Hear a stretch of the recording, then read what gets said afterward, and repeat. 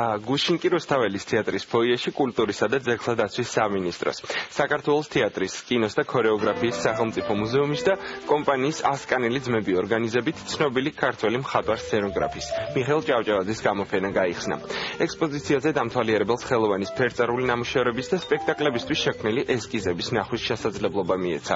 მოწვეულ სტუმრებს შორის იყვნენ ქართული თეატრისა და კინოს მსახიობები, რეჟისორები, ცნობილი საზოგადო მოღვაწეები, აგრეთვე მხატვრის ნათესავები და ახლობლები.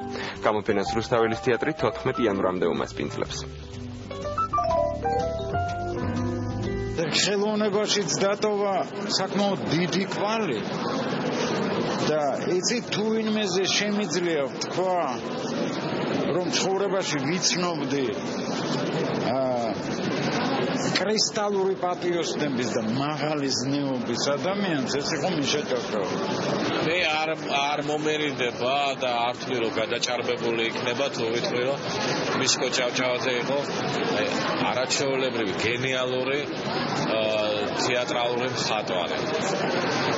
ეს იყო მხატვარი, რომელმაც გარდა იმისა, რომ ძალიან ბევრი სპექტაკლი გააკეთა, მე ვფიქრობ, მათ თავისი რაღაც განუმეორებელი ხელწერა დატოვა ქართულ თეატრში.